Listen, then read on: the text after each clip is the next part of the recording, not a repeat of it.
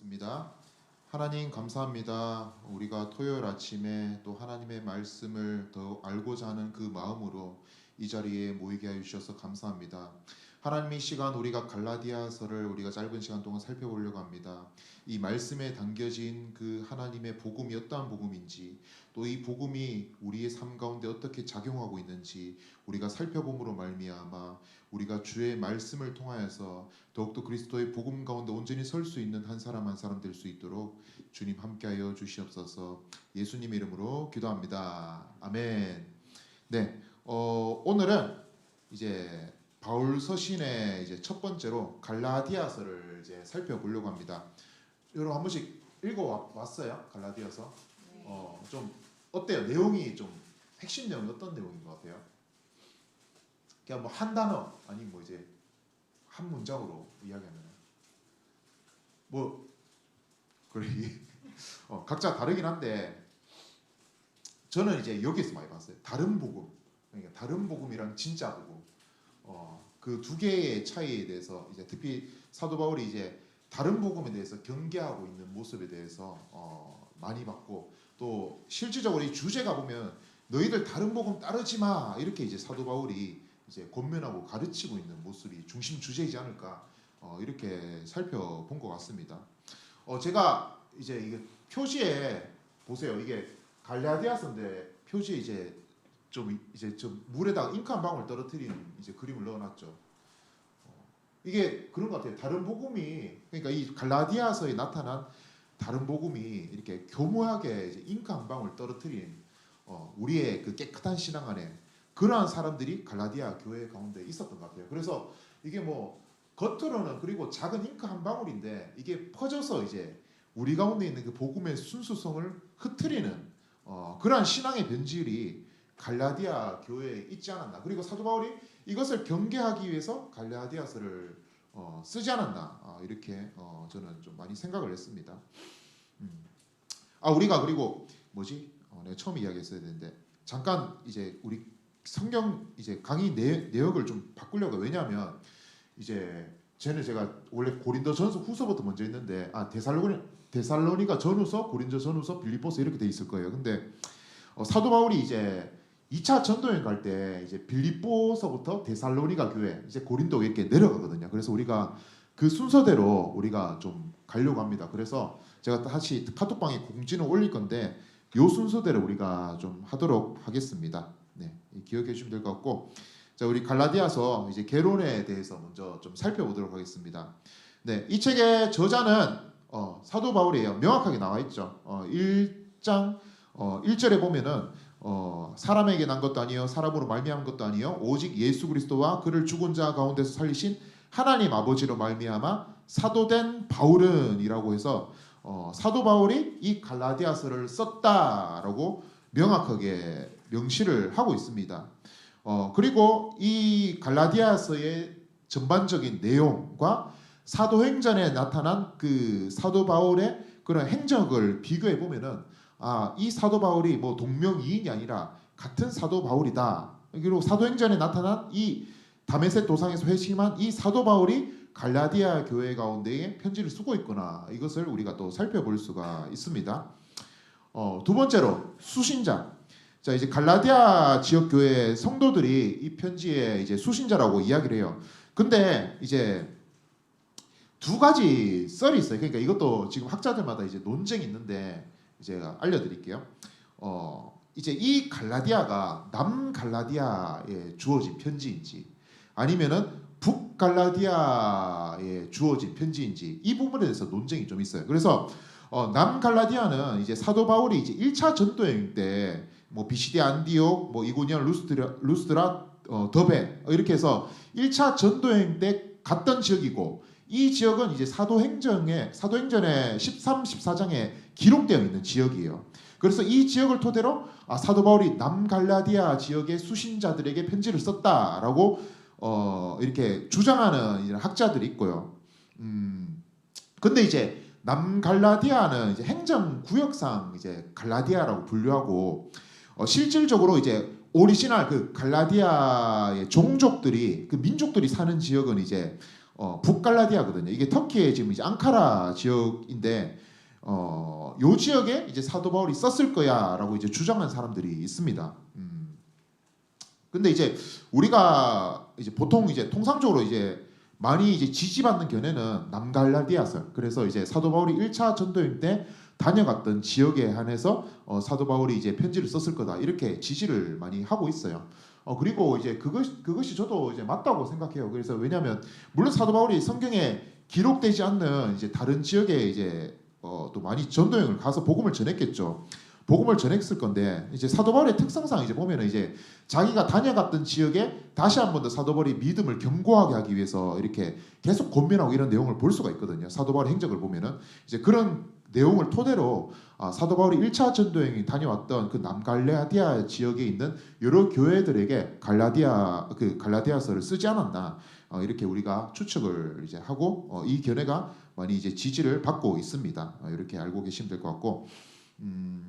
자 이제 기록식이 언제 기록되었나라고 했을 때 일단 여기서 이제 근거되는 이제 단서가 뭐냐면은 갈라디아서 2장에 보면은 사도 바울이 14년 후에 내가 이제 바나바와 함께 디도를 데리고 예루살렘에 올라갔다라고 해요. 그래서 사도 바울이 바나바랑 함께 있었던 시절은 2차 전도행 직전까지예요. 그러니까 2차 전도행부터는 이제 그 바나바의 그 조카 마가를 2차 전도행 때 사도 바울이 데려가냐 마냐의 그 문제를 가지고 사도 바울이 바나바랑 싸우게 되죠. 그리고 결국 싸우다가 서로 헤어져서 다른 길로 가게 된다고. 그래서 2차 전도 여행 이후에는 바나바랑 사도 바울이 동행하지 않기 때문에 기록 시기가 2차 전도 여행을 넘어갈 수는 없는 거예요. 그래서 일단 첫 번째 단서는 바나바를 근거로 해서 2차 전도행 이전에 기록되었을 거다라고 우리가 보고 있고요. 그러면은 2차 전도 여행 이전인데 그러면 그 좀 더 근접한 시기가 언제일까라고 살펴봤을 때 사도행전에 보면은 사도 바울이 그러니까 예루살렘에 갔다고 이야기를 하니까 예루살렘에 간 기록이 이제 두 번 이렇게 나오게 됩니다. 그래서 첫 번째로는 11장에 보면은 이제 이거예요.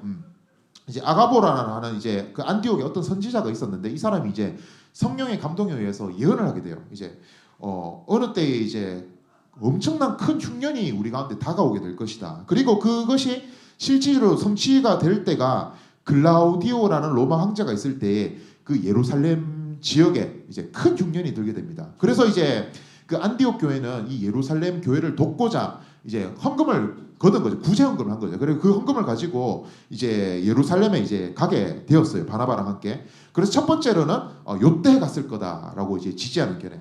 그 다음에 두 번째로는 이제 사도 바울이 1차 전도행 끝나고 나서 이제 예루살렘에 올라가게 되죠. 그때 이제 이방인의 구원과 이제 유대인의 구원이 똑같은가 다른가에 대해서 교회에서 공식적으로 이 논쟁의 안건을 처리하기 위해서 예루살렘 회의가 열리게 되는데 요때 이후에 이제 갈라디아서가 기록되었을 거다라고 주장하는 이 두 가지 견해가 있습니다. 두 가지 다 뭐 이렇게 어느 견해를 봐도 이제 무방한 것 같은데 좀 이런 건 있어요. 이제 사도 바울이 이제 갈라디아서의 핵심을 보면은 너희가 왜 율법의 행위를 따르니 오직 복음은 오직 구원은 믿음으로 예수 그리스도 믿는 믿음으로만 가능해 이렇게 이제 되게 센 원소로 이야기를 하거든요. 근데 첫 번째 이 견해 이제 그러니까 예루살렘 회의 때 이제 이방인과 유대인은 동일하게 믿음으로 구원받는다 이 결정이 이루어졌는데 이 결정이 이루어지기 전에 이제 요때 이제 사도 바울이 갈라디아서를 썼다면은 이제 좀 뭐라 그러죠? 혼내고 이렇게 화내는 이제 너희가 다른 복음을 따랐다라고 이렇게 훈계하는 이제 어조가 좀 약한 거죠. 내가 전에 너희들 갔을 때 이렇게 가르친 게 아닌데 야 그게 아니야. 오직 믿음으로 구원받을 수 있어. 이렇게 이야기를 하는 거고 만약에 이 회의가 지나고 나서 갈라디아서가 기록되었다면은 이것이 공식적으로 교회에서 논의가 된 사항이고 이것 때문에 이제 여러 교회에 다시 한 번 더 편지가 보내진 상황이거든요. 근데 요때 요거 이후로 이제 갈라디아서가 기록되었다면 사도 바울의 그 어조가 좀 더 셌겠죠. 야 하면서 이게 교회에서 결정된 건데 너희들 이거 뭐니? 왜 율법의 행위로 너희가 구원을 받으려고 그래? 그거 아니까 너희가 내가 몇 번이나 가르쳤지 않니? 이렇게 이야기를 하는 거죠. 그래서 그 행간의 그 뉘앙스가 좀 다르다. 어느 것으로 봐도 무방한데 왜냐하면 이게 성경에서 명확하게 드러나 있지 않거든요.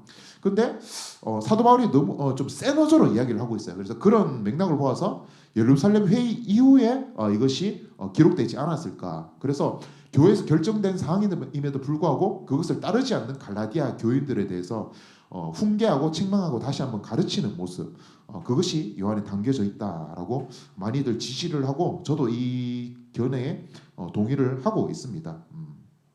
이렇게 보시면 될 것 같습니다. 그래서 이제 갈라디아서에 나타나는 이제 교회의 구성원들이 누구가 있느냐라고 했을 때 이런 부류들이 있어요. 이방인 그리스도인들, 그러니까 그거죠. 처음에는 이제 뭐 유대인도 아니었죠. 예수님을 모르는 하나님 누군지도 모르는 그 완전 이방인들이 그리스도인으로 모여서 교회 안에 모여 있었고, 그 다음에 유대인 그리스도인들이 그 가운데 있었어요. 그러니까 그 중에는 뭐 이런 사람들 있었겠죠. 왜냐하면 이 뭐지? 사도 바울이 1차 전도행 때 보면은 이제 유대인의 회당도 나오고 이러다 보니까 뭐 이제 회당에서 어떤 중요한 직무를 만든 사람이라든지 아니면 이제 그들을 가르치는 유대인의 스승이라든지 이런 사람들도 이제 복음을 믿고 그리스도인이 되고 회심이 되었을 거란 말이에요. 근데 이런 사람들이 이제 거짓 교사가 돼가지고 이방인 그리스도인들을 계속 깨는 거예요. 야 하면서 어떻게 믿음으로만 구원받니? 그거 아니야. 그러면 2000년 전에 모세의 율법이 왜 우리 가운데 주어졌니? 믿음도 중요하지만 너희가 율법을 지켜야지. 너희가 할례를 받아야지 구원을 받을 수 있어. 이렇게 거짓 가르침들을 이게 이방인들에게 갈라디아 교인들에게 퍼뜨렸다라고 이제 갈라디아서에서 이제 볼 수가 있습니다. 그래서 뭐 이제 뭐 강점은 이들이 이제 믿음을 견고하게 하고 뭐 헌신을 다했고 이런 게 있는데, 약점이 보면은 이제 그 다른 복음에 미혹된 거 이런 것이 나타나게 됩니다. 그래서 다른 복음에 쉽게 미혹되었다는 점, 그 다음에 이제 막 뭐라 했겠죠. 교사들이 이방인 그리스도는 너희들 뭐니? 핍박을 하니까 그 핍박을 면하기 위해서 오직 믿음, 그 복음의 순수성을 버려버리고 다른 복음을 따르고 하는 그 갈라디아 교인들의 모습. 그 다음에 할례를 통해서, 그러니까 내 안에 이제 그 육체적인 그 할례의 표시가 있으니까 내가 진정한 아브라함의 자손이야 이렇게 서로 이제 자랑하려는 이런 모습이 좀 담겨져 있었던 것 같아요. 그래서 복음으로 자랑하지 아니하고 나의 어떤 행위나 공로로 자랑하려는 이 교회의 모습, 이것이 갈라디아서에 담겨져 있었습니다. 이것이 교회의 약점이었죠. 그래서 뭐 갈라디아 교회는 사도행전 이제 1차 전도행을 토대로 뭐 이거는 사도행전 쭉 읽어보시면 정리하면 될 것 같아요. 그래서 회당이 있었던 지역도 있었고 그렇지 않는 지역도 있었다. 그래서 사도 바울이 이곳 가운데서 실질적으로 이제 이방 땅으로 처음 나가면서 전도행을 하면서 그곳 가운데서 이제 핍박과 박해와 이제 매질을 당하면서 이제 애착이 있었던 그런 지역이었지 않을까 이렇게 생각해요. 그렇기 때문에 이들의 다른 복음을 따르는 것에 대해서 되게 또 아픈 마음, 애통하는 마음이 있었겠죠. 그래서 갈라디아 교회가 이렇다라는 거 우리가 보면 될 것 같습니다. 그래서 이제 거짓 교사들은 이러한 특징을 가지고 있어요.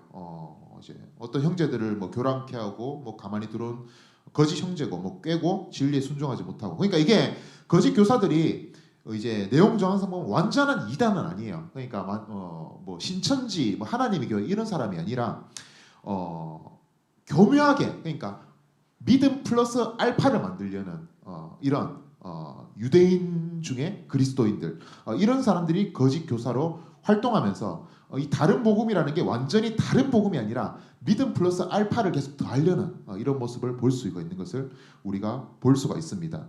그래서 이들의 특징이 보면은 뭐 종으로 삼고자 한다. 그게 무슨 종이냐면은 계속 율법으로 우리가 자유함을 얻었는데 다시 율법에 매이게 하는 거죠. 그래서 율법을 강조하고 율법에 이제 여러 가지 절기들이 있고 할례를 강조하니까 이것을 따르게 하고 또 이 내용들이 다른 복음이다라는 것을 우리가 볼 수가 있게 되는 것입니다.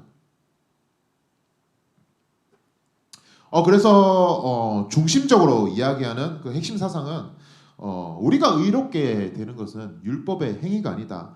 오직 믿음으로만 가능하다. 우리 가운데 오직 믿음으로만 의롭게 되기 하기 위해서 그리스도께서 우리 가운데 오셨고 그분께서 우리 가운데 자유를 주심으로 말미암아 우리가 자유함을 얻었다. 그리고 믿음으로 이렇게 성령을 따라 행하는 이게 뭐냐면 이제 갈라디아서 4장에 보면은 이제 뭐죠? 이제 행실에 대해서 사도 바울이 이제 5장 6장에서 이제 나오거든 가르치고 있거든요. 그래서 그 행실의 핵심적인 근간이 뭐냐면 너희들의 육체의 소욕을 따라서 시기와 분냄과 당지음과 뭐 여러 가지 죄 짓는 행동을 하지 마라. 너희가 성령을 따라 살아가면서 성령의 열매를 드러내는 삶을 너희가 살아가라 이렇게 이야기를 하거든요. 그래서 성령을 따르면서 정말 믿음으로 온전케 된 의롭게 된 신자의 삶을 너희들이 살아라 이렇게 강조하는 내용이 이제 갈라디아서의 중심 사상으로 잡혀져 있습니다. 그밖에 뭐 쓰여진 이유에 대해서 뭐 다 동일한 맥락이에요. 근데 한 가지 더 볼 거는 이제 사도 바울이 이제 사도권을 변증하기 위해서 이걸 쓰여졌다는 거. 그러니까 사도 바울이 계속적으로 이렇게 논란이 많았어요. 이제 고린도전서도 보면은 사도 바울이 이제 고린도 교회 사람들이 사도 바울의 그 사도권에 대해서 이제 공격하는 모습에 대해서 담겨져 있어요. 이 갈라디아서에도 동일했던 것 같아요. 얘가 무슨 사도냐? 예수 그리스도와 함께 공생의 기간에 함께하지 않았는데 이 사람을 사도로 인정할 수 없다. 이렇게 계속 주장했던 것들이 있는 것 같아요. 그래서 이 부분에 대해서 계속적으로 아니야 이렇게 변증하는 내용이 많이 담겨져 있거든요. 그래서 자신의 사도권을 변증하기 위해서 그리고 뭐 이제 아까 계속 했던 이야기 이런 게 쓰여진 이유다라는 것을 우리가 살펴볼 수가 있게 됩니다. 그래서 이제 구조는 여러분들이 따로 이제 성경을 보면서 쭉 읽는 것보다 이제 이런 구조의 근거에서 읽어보면은 좀 더 이제 메시지를 이제 찾는 것이 쉬울 거예요. 예, 좀 더 편리하게 구조를 이게 통상적인 구조 이게 사실 이제 다양한 이제 견해에 따라서 이제 구조를 따로 나눌 수도 있는데 통상적으로 이제 나누는 구조 제가 이거를 올려드렸습니다. 자 이렇게 해서 우리가 짧게 이제 개론을 한번 보고 이제 바로 이제 본문을 한번 살펴보도록 하겠습니다. 먼저 1장 1절에서 5절까지는 이제 사도 바울이 갈라디아 교회에게 인사를 하는 장면이 나옵니다. 근데 이제 우리가 바울 서신을 살펴보면은 보통 이제 바울의 인사가 이제 갈라디아서가 되게 독특해요. 왜냐하면 다른 서신서를 보면은 뭐 이제 그리스도 예수로 말미암아 뭐 사도된 나 바울은 뭐 어느 교회에 문안하노니 너에게 은혜와 평강 있을지어다 보통 요 패턴으로 많이 나오거든요. 근데 갈라디아에서 보면은 이제 되게 처음부터 세게 나오고 있어요. 그러니까 약간 좀 뭔가 열받은 이런 뉘앙스가 지금 담겨져 있는 것을 볼 수가 있어요. 처음부터 세죠. 사람에게서 난 것도 아니요, 사람으로 말미암은 것도 아니요, 오직 예수 그리스도와 그를 죽은 자 가운데서 살리신 하나님 아버지로 말미암아 사도된 바울은 이렇게 이야기를 하면서 함께 있는 모든 형제들과 더불어 갈라디아 여러 교회들에게 우리 하나님 아버지와 주 예수 그리스도로부터의 은혜와 평강이 있기를 원하노라라고 인사를 하고 있습니다. 그래서 사도 바울이 좀 강조하고 싶었던 것 같아요. 이제 이 다른 복음으로 변질된 이 갈라디아 교회에게 그러면서 이렇게 세게 인사하는 거죠. 내가 사도된 것이 그러니까 자기를 먼저 예를 들어 설명한 거죠. 내가 사도가 된 것이 사람으로 된 것이 아니라 사람으로 말미암은 것도 아니다.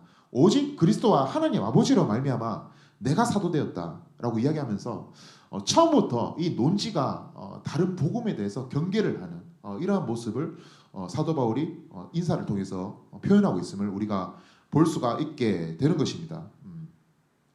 여러분 여기서 이제 사도라고 이야기하죠. 사도. 우리가 여기서 좀 살펴볼 게 있어요.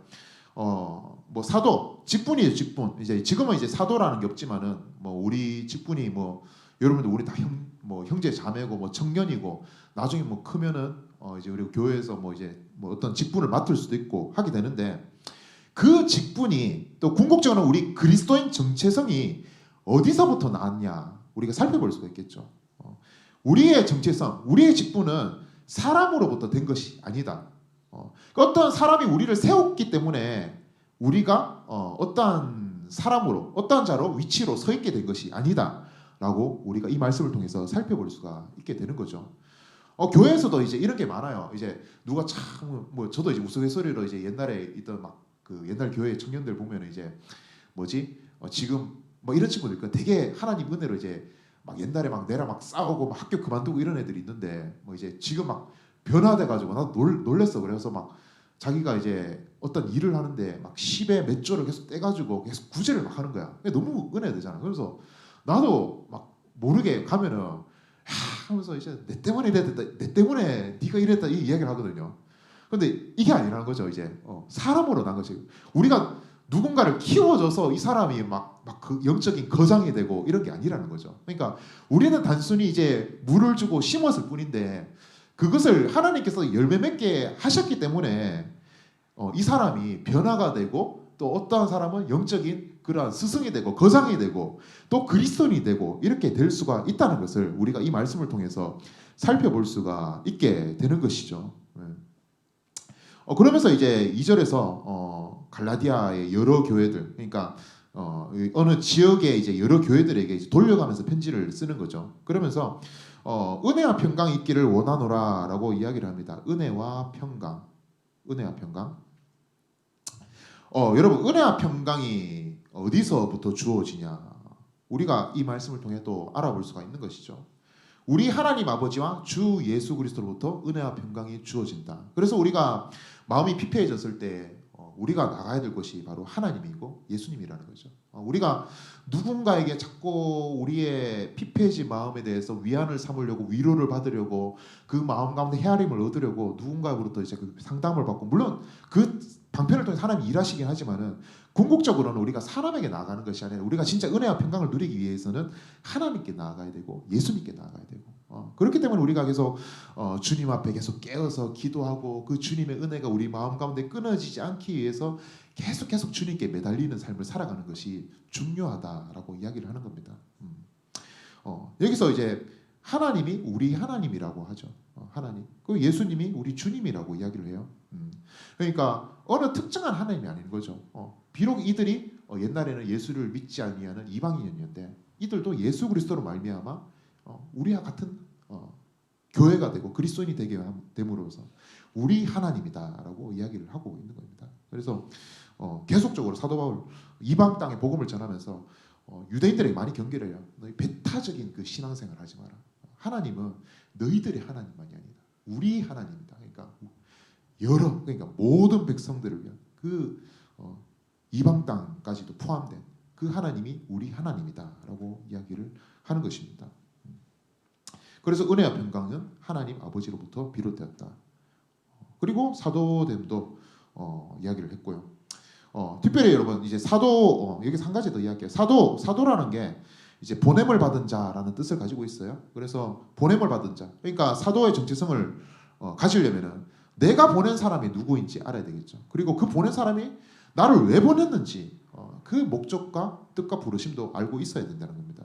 그래서 이 두 가지를 망각하고 산다면은 이 사람은 참된 사도로 살아갈 수 없게 되는 거죠. 우리 그리스도인도 동일하죠. 우리가 왜 그리스도인이 되었는지, 그리스도인으로서 우리는 어떠한 삶을 살아가야 되는지 이러한 부분에 대해서 우리는 신앙적인 고민을 계속 하면서 살고 있어야 된다라는 것을 우리가 살펴볼 수가 있게 되는 것입니다.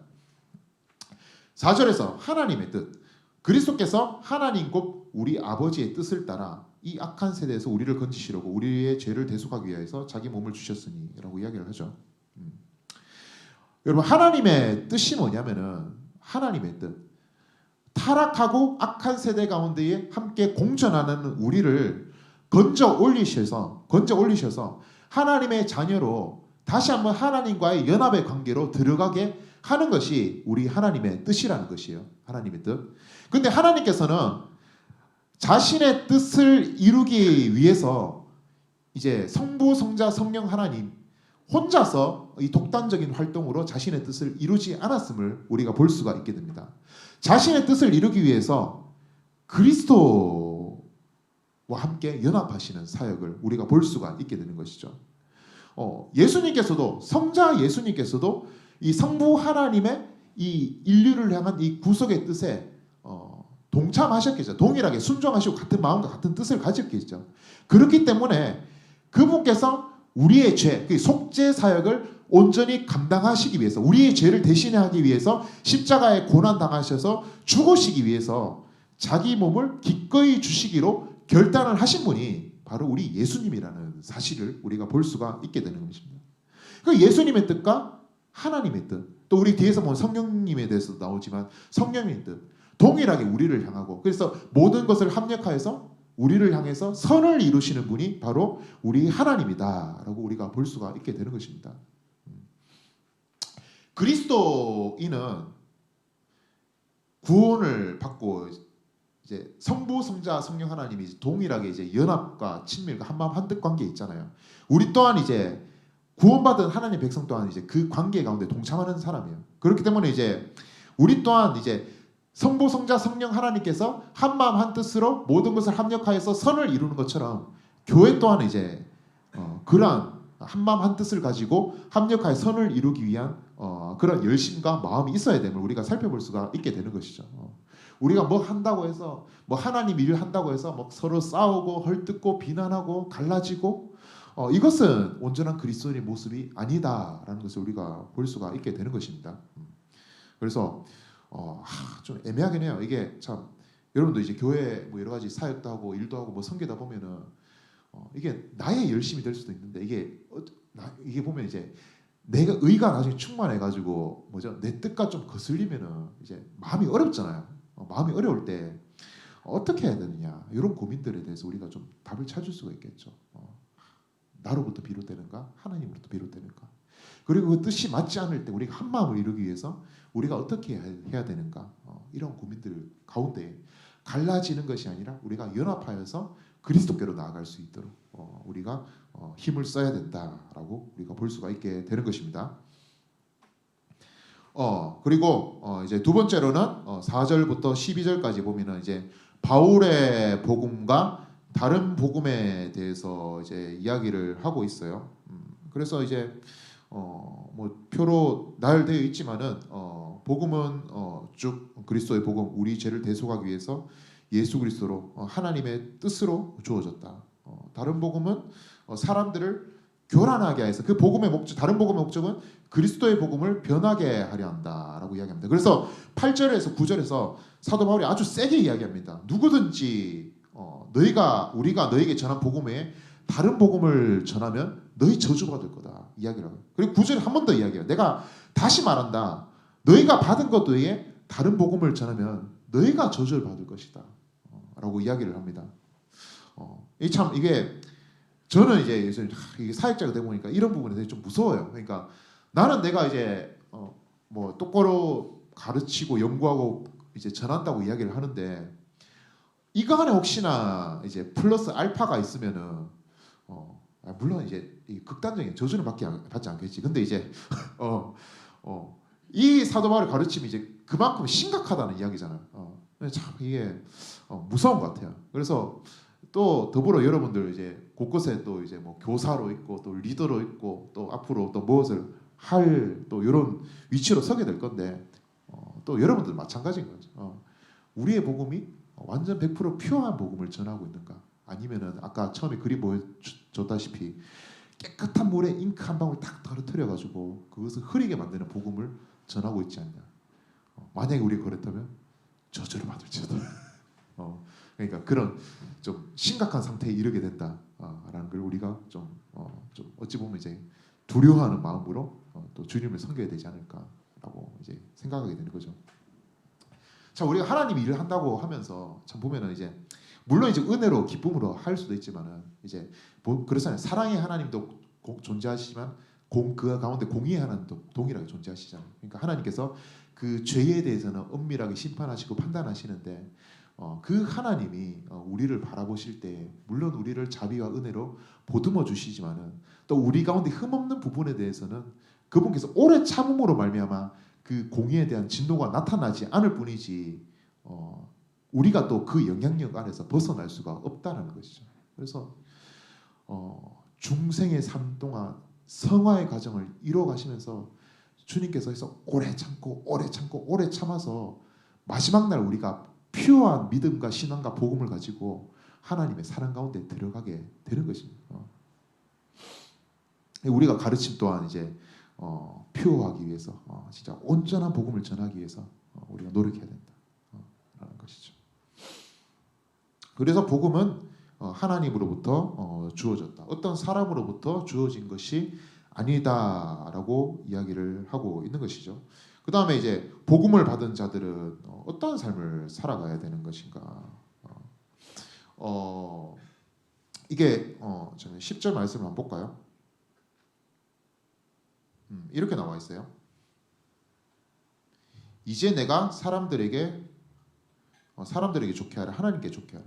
사람들에게 기쁨을 구하랴. 내가 지금까지 사람들의 기쁨을 구했다면 그리스도 종이 아니니라. 그러니까 이제 우리의 기쁨이 어떤 사람들에게 기쁨과 유익과 만족을 주기 위한 삶을 살아가는 것이 복음 받은 자의 합당한 생활이 아니다라고 이야기를 하는 것입니다. 우리가 찬양, 나 주님의 기쁨 되길 원하네 이렇게 찬양하잖아요. 진짜 우리가 하나님의 기쁨이 되기 위해서 우리를 통해서 하나님이 기뻐하시는 삶, 기뻐하시도록 우리가 그러한 이제 헌신적인 삶, 그리스도인의 삶을 살아가야 된다라는 것이죠. 참 우리가 사람의 눈치를 많이 보잖아요. 참 우리가 물론 이제 지혜롭게 이제 서로의 화목 가운데서 덕을 쌓는 것도 중요한데 우리 보이는 이게 거짓 진리가 있음에도 불구하고 이 사람들의 기분을 좋게 하기 위해서 이것을 그냥 간과하고 그냥 흘러가는 대로 살아간다. 이것이 올바른 신앙인의 모습이 아니다라는 것을 우리가 살펴볼 수가 있게 되는 것이에요. 그리고 13절에서 24절까지는 이제 사도 바울이 이제 자기의 이야기를 하고 있어요. 그러니까 자기의 이제 변화 전 흑역사를 이야기하고 있는 거죠. 흑역사를 이야기하고 그 흑역사 가운데에 변화 후, 그러니까 벗어날 수 있었던 그 이유에 대해서 자신의 이야기를 이렇게 꺼내고 있는 것입니다. 그래서 사도 바울은 박해자였죠. 우리가 사도행전 살펴봤을지 그리스도인들을 죽이고 그 교회를 억압하고 그 교회에 있는 그리스도인들을 많이 잡아가기 위해서 공문을 받아가지고 이리저리 가고 이랬던 사람이 사도 바울이었다라는 것이죠. 근데 이 변화가 일어난 계기가 뭐냐면은 15절에 보면은 그러나 내 어머니 태로부터 측정한 그 은혜 때문에 내가 전환되었다. 내가 이 흑역사에서 내가 벗어나서 내가 그리스도인으로서 하나님의 말씀을 맡은 사도로서 내가 살아갈 수가 있게 되었다라고 사도 바울이 고백하고 있습니다.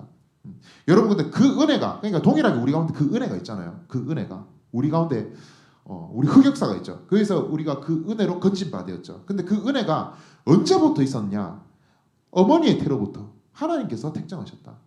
그러니까 여러분께서 여기 있고 우리가 주일날 예배드리고 하는 게 뭐 어느 순간 하나님께서 구원해야 되겠는데 이렇게 구원하신 게 아니라는 거죠. 여러분께서 태어나기 이전부터 하나님께서 여러분들을 택하시고 하나님의 정하신 때에 은혜를 주심으로 믿음을 주시고 그것 때문에 우리가 여기에 있다라고 우리가 볼 수가 있게 되는 것이죠. 하나님이 우리 가운데 은혜 주실 때 우리 어떤 선행적인 공로가 어느 쌓였을 때 됐다 얘 이제 은혜 줘야지 탁 주시고 이런 행위 구원적인 그런 모습에서 우리는 좀 경계를 해야 되는 것이에요.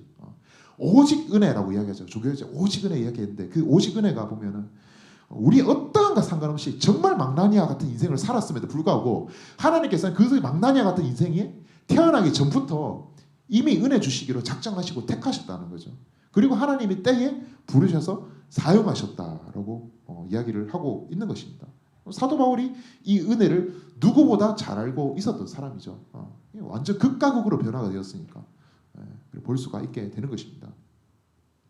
그래서 우리가 그리스도인이 될 수 있는 까닭 이제 오직 은혜로 말미암아 그 은혜는 우리 어머니가 우리가 태에서 태어나기 이전부터 하나님께서 택하신 그 하나님의 작정에 따라서 그리고 우리는 무엇으로 구원받았고 무엇을 구원받았냐 뭐냐면은 여러분 우리가 구원을 받을 때는 이런 것이 있어요. 이스라엘 백성들도 보면은 여러분 출애굽하고 나서 이제 광야로 가고 이제 가나안으로 가잖아요. 그러니까 그 출애굽의 여정이 구원이라고 하는데 그 구원에는 무엇으로부터 구원을 받았고 그다음에 무엇을 향하기 위해서 구원을 받았는지 그러니까 근원과 목적이 그 과정 가운데 담겨져 있는 것이에요. 그리스도인들이 무엇으로 구원받았냐? 우리가 계속 이야기를 했었죠. 예수 그리스도로 말미암아 그 믿음과 은혜로 말미암아 구원을 받았다. 그러면은 우리는 무엇을 위하여 구원을 받았느냐? 이 부르심에 대한 고민이 또 이 고민에 대해서 우리가 실천하고자 하는 그 삶의 모습이 우리 가운데 있어야 된다라는 것이에요. 그래서 보면은 사도 바울이 이제 자기가 부르시니, 그러니까 이것은 16절에서 명확하게 이야기하죠. 왜 하나님께서 나를 부르셨냐? 우리는 내가 무엇을 하기 위해서 구원을 받았냐? 그의 아들 예수 그리스도를 이방에 전하게 하기 위해서 하나님께서 기쁘신 뜻대로 그렇게 하셨다라고 이야기를 하고 있는 것이에요. 우리의 단순한 신앙의 만족감, 내가 예배를 드려서 너무 내 마음이 이제 감동이 넘쳐, 은혜 받았다, 요 수준에서 머무는 구원은 어찌 보면은 출애굽한 이스라엘 백성들이 가나안 땅을 건너지 못하고 광야에서 빙글빙글 도는 요 수준의 구원의 여정까지밖에 이르지 못하지 않았나라고 우리가 볼 수가 있게 되는 거예요. 우리는 우리 가운데 주어진 그 목적지 가나안 땅이 있고, 그것을 위해서 하나님께서 구름 기둥과 불 기둥, 그러니까 우리 가운데 성령으로 함께 하고 계시고, 우리가 순종하여서 요단강을 걷고 건너서 가나안 땅으로 들어가기를 주님께서 우리 가운데 능력 주시고 함께 하시고 그 뜻을 우리가 이루시기를 원하고 계시는 것이죠. 그래서 우리의 부르심이 무엇인가라고 우리가 고민을 해야 된다.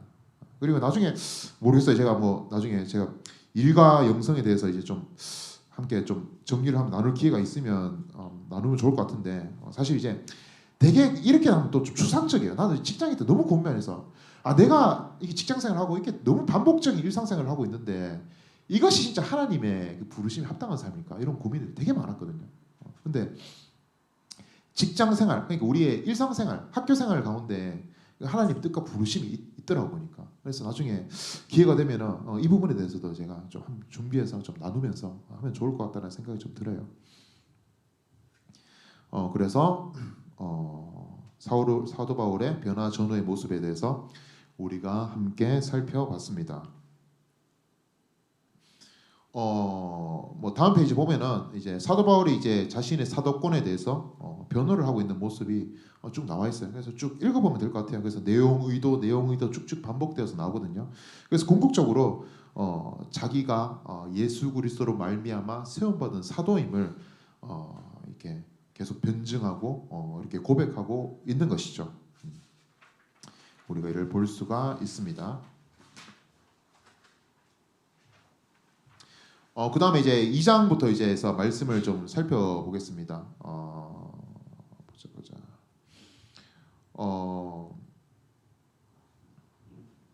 잠깐 말씀을 살펴볼게요. 2장에 보면은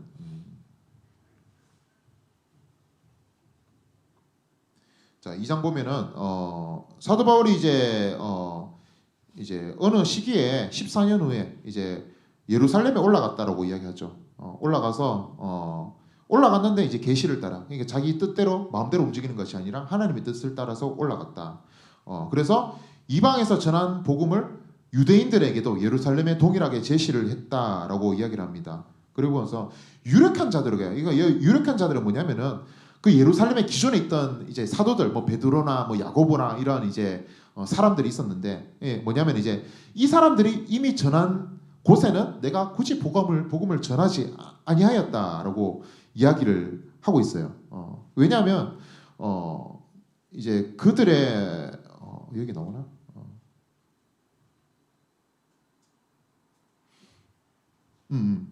이제 왜냐하면 이제 내가 이게 나오죠. 그들의 내가 다름질 그 다름질을 헛되지 않게 하는. 그러니까 그들에게 내가 이제 크게 영향을 받지 않은 것은 나는 나의 부르심을 따라서 나가는 거고, 그들은 그들 가운데 맡겨진 영혼들이 있기 때문에 우리는 한 믿음 안에 있지만은 각각의 또 부르심에 하나님의 뜻에 따라서 나아간다라고 이야기를 하는 것이죠. 이런 이야기가 있고, 그 가운데서도 이제 거짓 형제들이 있은 거죠. 그러면서 이들이 예수 안에서 이제 믿음으로 말미암아 구원을 얻는다, 이 자유함을 누리고 있었는데 계속 율법을 제시하는 거죠. 야, 너희 믿었어? 근데 할례 받았어? 율법은 지켰어? 안식을 지켰어? 이야기하는 거죠.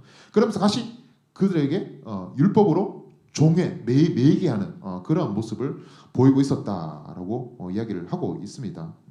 있고, 보면은 이제 7절부터 9절까지는 이제 베드로와 바울에 대해서 이제 비교하면서 이야기를 하고 있어요. 그러면서 명확하게 이야기해요. 베드로는 할례자 즉 유대인들에게 복음을 전함받은 사람이다. 그래서 할례자에게 가게야 뭐 사도로 삼은 복음을 전함받은 이렇게 이야기를 하고 그 자기 자신은 나는 할례자가 아니라 이방인 무할례자 이방인에게 부름받아서 이방인들에게 복음을 전하기 위해서 나는 세움받은 사도다라고 이야기를 하고 있습니다. 그래서 우리 가운데 동일한 부르심과 동일한 믿음이 있지만 그 부르심과 정체성과 목적이 다르다라는 것이죠. 그래서 우리는 어쨌거나 우리 가운데 주어진 길을 가르가기 위한 그런 지향점만 보고 가면은 되는 것이 물론 이제 같은 믿음 안에서 합력하면서 이렇게 가야 되겠지만은 서로의 경계선을 넘나드는 이런 모습을 지니는 것이 올바른 신앙인의 모습이 아니라는 거죠. 뭐 이런 게 있겠죠. 만약에 이제 청년부를 이제 뭐 이렇게 뭐 저랑 송진호 목사님이 이렇게 하고 있는데 막 계속 막 이제 이경동 목사님이 와가지고 뭐 청년부 막 이렇게 하면 안 된다 하고 막 이제 막 이게 아니라는 거죠. 동일하게 주어진 그 맡겨진 영혼들이 있기 때문에 그것에 대해서 우리는 충실히 감당해야 된다라고 하는 거죠. 그러니까 쉽게 말해서 오지랖 부리면 안 된다. 이런 것을 우리가 볼 수가 있게 되는 것입니다. 그리고 이제 2장 14절까지 보면은 사도 바울이 어떤 삶을 살았느냐? 하나님께 기쁨을 구하는 삶을 살았다. 그 다음에 박해자였는데 이제 내가 그 은혜로 변화받아서 하나님께 영광 돌리는 삶을 살았다. 그 다음에 그렇기 때문에 나는 이제 디도에게 할례를 받게 하지 않는다. 그러니까 뭐냐면 나는 이제 그 율법에 대해서 자유함을 받았기 때문에 이 율법에 매이지 않는 사람이다. 그렇기 때문에 이 디도라는 사람은 이방인이라고 내가 예전에 배웠던 그 유대교에 의하면은 이 사람은 율법을 지켜야 되고 할례를 통해서 어떠한 그 육체적인 표가 있어야 되는데 나는 그것에 연연하지 않는다. 왜냐하면 나는 믿음으로 구원받았고 이 율법으로부터 자유함을 얻은 자이기 때문에 라고 이야기합니다. 그리고 2장 10 이게 뭐냐면 이게 되게 대단하다 싶어요. 이게 2장 11절부터 14절 뭐냐면은 게바가 여러분 베드로거든요. 베드로 다른 이름이 게바예요. 그러니까 이거예요. 게바가 여러분 봐요. 사도의 그 선배로 보면 베드로가 먼저 선배죠. 그러니까 또 예수님의 수제잖아요. 그러니까 내가 봤을 때는 예수님의 다른 제자고 내가 사도 바울은 제일 마지막에 이제 끝자락으로 내가 사도가 됐는데 이 베드로 보면은 하면서 우리 어르신이 이렇게 존경하고 그냥 뭐 예예 이렇게 했을 것 같아요. 근데 이 베드로가 안디옥에 갔을 때 내가 그러니까 대놓고 이렇게 책망을 했다. 뭐라 했다고 이야기를 하죠. 왜 뭐라 했느냐? 어떤 사람 야고보에 그러니까 예루살렘에서 어떤 사람이 이 안디옥에 이방인 교회에 오게 된 것이죠. 근데 이 베드로가 이 사람이 오기 전에는 이 이방인들과 함께 음식을 먹고 함께 교제를 하고 있었어요.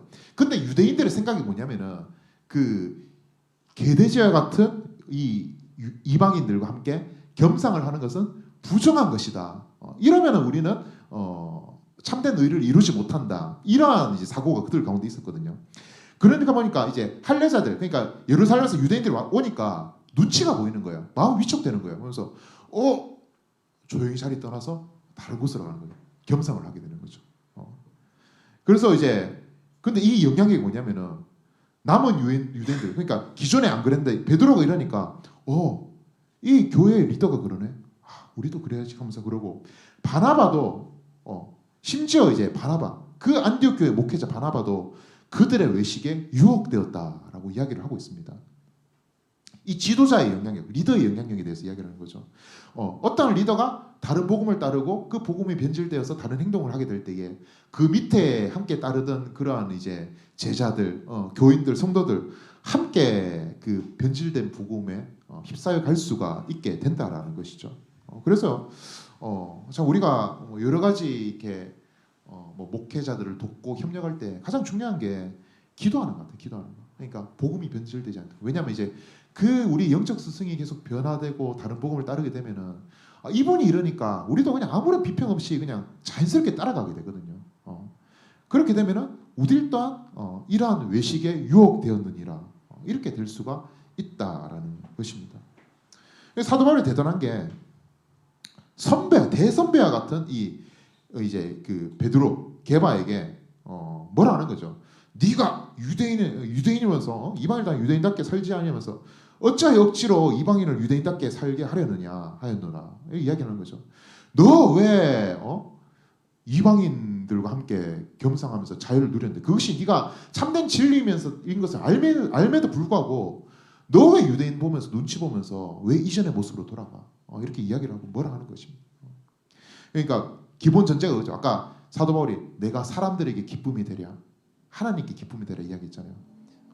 비록 베드로에게 미움을 살 수 있는 이런 그 가능성, 그 각오가 그런 가능성이 있었음에도 불구하고 그것을 감내할 각오를 가지고 이 선배와 같은 베드로를 강하게 책망하는 거죠. 하극상이 이루어졌다 이렇게 볼 수도 있는 건데 이렇게 이야기를 한다는 것입니다. 그래서 우리 가운데 바르지 않는 진리에 대해서 우리는 계속적으로 이야기를 하고 진리를 지켜야 된다라고 이야기를 하는 것이죠. 그것이 이제 베드로의 책망이다. 그래서 사도적인 삶, 계속 하나님께 기쁨을 구하고 바른 복음을 지키기 위해서 몸부림치고 그런 삶을 살았던 것이 사도 바울이다라고 이야기를 할 수가 있게 되는 것입니다. 우리 요까지만 보고 좀 쉴게요. 갈라디아서 2장 16절에 보면은 그러면서 이제 사도 바울이 이제 이렇게 이야기를 해요. 그 베드로의 예를 들어서 사람이 의롭게 되는 것이 율법의 행위로 말미암느냐 아니지 않냐. 오직 단 한 가지 예수 그리스도를 믿음으로 말미암은 줄 알므로 우리도 그리스도 예수를 믿는다. 이는 우리가 율법의 행위로서가 아니라 그리스도를 믿음으로써 의롭다함을 얻으려 함이라. 율법의 행위로서는 의롭다함을 얻을 육체가 없느니라. 그러니까 아무도 율법을 지킴으로 말미암아 너희가 의로움을 얻을 수가 없다라고 이야기를 하게 되는 거죠. 여러분 제가 이 그림 하나 그려보고 잠깐 쉬도록 할게요. 뭐냐면은 하나님께서 이거예요. 하나님께서 우리를 구원하시기 위한 이제 성경적으로 보면 이제 구원의 방편. 그러니까 우리가 의롭게 되는 방편이 두 가지가 있어요. 그게 뭐냐면 이제 율법과 은혜인 것이죠. 그러니까 하나님께서 우리 가운데 이제 율법이라는 이제 그 가이드라인 안에 우리를 울타리를 치시면서 그 안에 이제 놓으시고 우리가 하나님 그러니까 즉 의 아니면은 불의 불의 그래서 요 두 가지의 불의 잠시만요. 불의는 심판. 두 가지의 상태로 어떻게 갈 수 있느냐에 대해서 율법의 기준을 통해서 정하셨어요. 보세요. 사람이 죽어서 사람이 이제 하나님께 우리가 천국에 갈 수 있는 방법은 일단은 이제 우리의 육신이 죽어야 되죠. 나중에 우리가 온전한 몸을 입게 되지만은 우선적으로는 우리의 그 죄악된 그 옛 육신이 우리가 그러니까 죽음을 한번 맛보아야지만은 우리의 영혼이 육신에서 꺼냄을 받아서 하나님 앞에 서게 돼요. 근데 하나님은 우리를 하나님의 공의를 판단하세요. 얘가 의롭나 안 의롭나? 얘는 의롭네. 그러면 하나님께 보내시고 얘는 불의하네. 그러면 심판의 자리로 보내신다는 거예요. 근데 이 율법은 여러분 이제 그 허들과 같아요. 허들. 그러니까 우리가 하나님께로 나아가기 위해서는 이 허들을 이제 뛰어넘어야 되는데 이 율법이 이제 613개가 있거든요. 613개가 있는데 이 613개를 100% 다 지켜야지 이것을 넘어갈 수가 있어요. 그러면서 우리가 하나님께 의롭게 여겨짐 받고 갈 수가 있게 되는 거예요. 근데 이때까지 모든 율법을 철저하게 다 지킴으로 말미암아 하나님께 간 사람, 그러니까 율법의 613개를 다 지킨 사람이 아무도 없었다는 거예요. 뭐 옛날에 보니까 기사 보니까 뭐 율법을 계속 지키다가 이 사람이 그래서 이제 유대인이에요. 진짜 메시아인 줄 알았대. 율법을 계속 지키고 살았대요. 근데 이제 이 사람이 몇 개를 못 지켰다는가? 그 딱딱딱 리스트했는데 한 10개 정도를 못 지키고 죽었대요. 이런 사람이 있었대요. 그러니까 그렇게 경건하게 힘쓰고자 했던 사람도 율법을 온전하게 못 지키는 거예요. 결국에는 하나님께서 우리를 의롭게 하시는 그 방편이 율법이 아니다라고 우리가 볼 수가 있는 것이죠. 그러면 우리는 하나님께 나갈 수 없네요. 우리 망했네요. 이런 좌절과 절망에 이르게 될 수 있잖아요. 그때 하나님께서 우리를 율법의 그 억압과 저절로부터 꺼내시기 위해서 행하시는 방편이 뭐냐? 예수 그리스도인 것이. 예수 그리스도. 그래서 예수 그리스도께서 이 땅 가운데 성육신함으로 말미암아 그분께서 인간이 못 지키는 그 율법을 온전히 지키시고 이루시고 성취함을 통해서 완전한 의를 이루셨죠. 그리고 그분께서 십자가에 못 박혀 죽으심으로 말미암아 인간에 있는 그 불의함을 대신 다 지시고 예수께서 있는 그 의를 인간에게 전가하셨어요. 그로 말미암아 율법에서 사로잡혀 있던 사람이 의로 갈 수가 있는 거예요. 그것이 우리가 율법에서 의로 나간다. 이 과정을 우리가 은혜라고 이야기를 하는 거예요. 은혜. 그리고 우리가 은혜에 붙들리는 방편이 뭐냐면은 믿음이라고 이야기하는 거예요. 믿음. 그래서 우리가 오직 믿음으로 말미암아 은혜를 얻고 그로 말미암아 우리가 율법의 속박으로부터 벗어나 하나님께 이룰 수 있다라고 우리가 이 말씀을 통해서 볼 수가 있게 되는 것입니다. 그래서 우리 가운데 주어진 은혜가 결코 가벼운 은혜가 아니다. 정말 하나님께서 못 지킬 걸 아는 우리, 그 능력을 없는 우리를 그냥 하나님 기쁘신 뜻대로 그 속박으로 벗어나기 위해서 자기 아들 예수 그리스도를 내어주시기까지 이루신 것이 우리 가운데 주어진 믿음이요 은혜이다라는 것을 우리가 마음속으로 되새기며 우리가 그 은혜에 감사하는 삶을 살아야 된다라고 우리가 이야기를 할 수가 있게 되는 것입니다. 계속 그래서 3장부터 해서 계속 이제 이 율법이 구원의 방편이 아니다라고 이제 계속 이제 사도 바울이 계속 이야기를 여러 가지 예를 들어서 특별히 이제 아브라함의 예를 들어서 율법과 믿음 그다음에 율법과 언약 이제 계속 이걸 비교 대조를 통해서 야 오직 믿음으로만 사람이 의롭게 될 수 있어라고 이야기를 하고 있습니다. 되게 뭐라하죠? 어리석도다 갈랄리아 사람들아 이야기하죠. 어리석도다. 너희 복음 받았는데 왜 누가 너희를 깨도냐 이렇게 계속 이제 책망을 하고 있습니다. 우리가 믿음을 얻는다. 이것은 성령으로 시작. 아까 우리가 성부 성자 하나님에 대해서 살펴봤죠. 믿음을 누가 주시느냐? 성령께서 우리 가운데 믿음을 주시기 때문에 우리가 예수 그리스도의 복음을 믿을 수 있고 우리가 그로 말미암아 하나님께 나아갈 수 있다. 우리가 이제 볼 수가 있게 되는 거죠. 성령께서는 우리의 마음을 밝히시고 우리가 밝혀진 마음이 있을 때 비로소 깨닫게 되는 거죠. 참 신기한 게 제가 예전에 직장 다닐 때 보면 그게 하나님의 교회에 다니는 이제 열혈 신도가 있었거든. 그 얘는 이제 되게 웃긴 게 이쪽 교리는 보면은 약간 신천지도 동일한데 내가 이제 계속 누구를 전도를 해야 돼. 그러니까 계속 이거를 의를 계속 이루어서 어느 충족이 돼야지 내가 이제 그 영원한 그 안식처에 계신 그 안상홍님 이제 그들이 하나님한테 갈 수 있다 이렇게 믿고 있어요. 그렇다 보니까 이제 계속 이제 자기들의 그 가르침을 이제 교재를 통해서 회사에서 많이 전했거든요. 그래서 이제 걔랑도 내가 이제 옛날에 막 성경 가지고 막 디베이트 막 하고 했었는데 되게 신기해. 보면 같은 성경책을 보고 있어. 우리랑 똑같은 개역개정 성경이고 같은 출판사에서 있던 그 성경책을 똑같이 보고 있어요. 근데 걔들은 그걸 통해서 이제 하나님을 못 보는 거죠. 그걸 통해서 그냥 자기의 이제 교리적 이해, 자기가 믿는 뭐 어머니 하나님, 뭐 안상홍 뭐 이렇게 해서 믿게 되는 거죠. 근데 이제 같은 성경책인데 우리는 또 그렇지 않다는 거죠. 그래서 우리가 단순히 텍스트를 읽을 때에 이 텍스트를 깨닫게 하시는 그 성령님이 우리 마음을 비추게 하실 때에 그때 우리가 이제 믿음 안에 거할 수 있다는 걸 이제 볼 수가 있게 되는 것 같아요. 되게 신기한 것 같아요. 그래서 왜 얘들도 자기들은 성경을 1년에 뭐 1독씩 한다 하고 하는데 똑같이 읽잖아. 근데 걔들은 그게 없어. 되게 신기하더라고. 보면 수많은 이단들, 특히 이제 사이비들. 그러니까 이단은 좀 교묘한데 사이비들은 확실히 다르잖아요. 뭐 이만희 믿고 이러잖아요. 근데 같은 성경책 읽는데 깨달음이 없어요. 보면 되게 신기하다. 하나님께서 그 깨달음을 주셔야지 우리가 믿음을 얻을 수 있다. 이런 걸 많이 경험하는 시간이었습니다.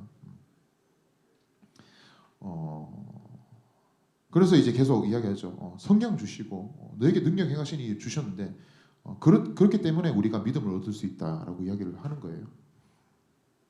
그러면서 6절에서 14절까지 해서 이제 믿음과 율법에 대해서 이제 대조하는 것을 볼 수가 있어요.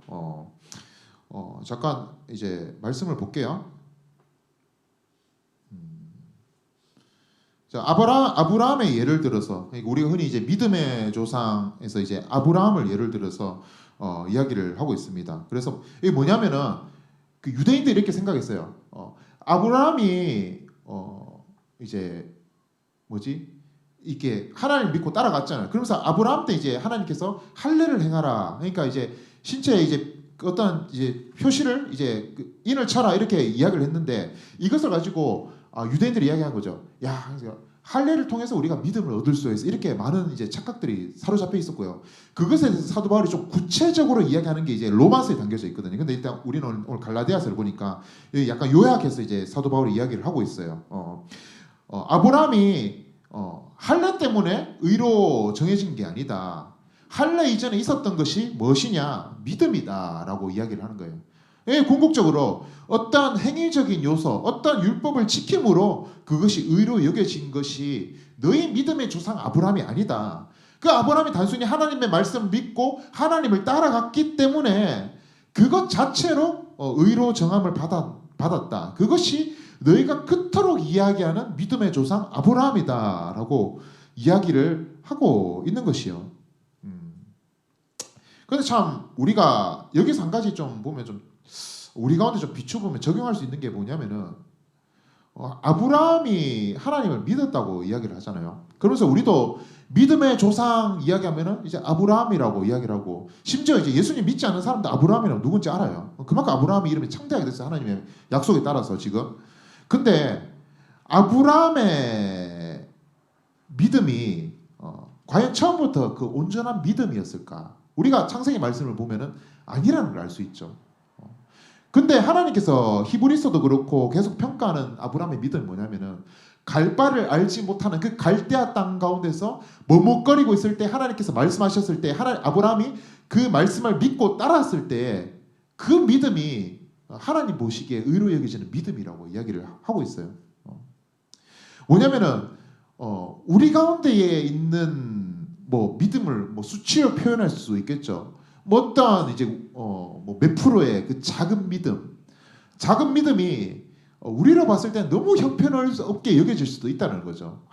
나는 왜 이것밖에 안 되지? 난 믿음이 부족해. 근데 하나님의 시선이 그게 아니라는 거예요. 우리가 움직일 수 있는 그 1%의 그 믿음만 있다라 하더라도 하나님께서는 그걸 통해서 우리를 사용하시고 우리를 하나님의 은혜 가운데 들어가게 하시고 그 믿음이 비록 지금은 1%이지만은 그 삶의 여러 가지 과정들을 통해서 하나님을 경험하고 깨닫고 알게 하여 주심으로 말미암아 우리가 온전한 그 믿음의 상태 가운데에 정말 아브라함처럼 궁극적으로 믿음의 조상의 그 위치와 상태와 지위 가운데로 이르게 하시는 분이 바로 우리 하나님이다라고 우리가 알 수가 있게 되는 것이죠. 그래서 아브라함의 자손 또한 율법의 행위가 아니다. 믿음으로 우리가 아브라함의 자손 가운데 붙을 수 있다라고 이야기를 하는 거죠. 여러분 이제 그래서 아브라함의 자손 왜 아브라함의 믿음의 조상이 중요하냐라고 이야기하는 데 있어서 왜 중요하냐면은 아브라함을 통해서 여러분 아브라함의 계보를 통해서 예수님이 났잖아요. 결국에 이제 아브라함이 지시하는 그 지향점이 예수님이에요. 그러니까 우리가 믿음으로 말미암아 아브라함의 자손이 되었다라고 하는 이야기는 우리가 믿음으로 말미암아 예수님의 계보에 함께 이어진 자손이 그 예수님의 그 후대의 그 자손으로 우리가 이어지게 되었다라고 우리가 일컬음 받기 때문에 믿음으로 말미암아 아브라함이 자손이 되었다. 이런 의미가 궁극적으로 예수님께 연결된다. 이것을 우리가 볼 수가 있게 되는 것입니다. 그래서 믿음으로 계속 믿음에 대해서 이야기해서 그래서 믿음 함께 복을 받느니라. 그러니까 이 복도 그냥 잘 먹고 잘 사는 게 세상으로부터 주어진 그 복의 원어가 아니에요. 이제 이 복은 하나님으로부터 주어지는 그 복을 이야기하는 거예요. 그러니까 결국에 하나님부터 부어진 복이 무엇이에요? 하나님께서 주신 예수 그리스도를 이야기하는 거죠.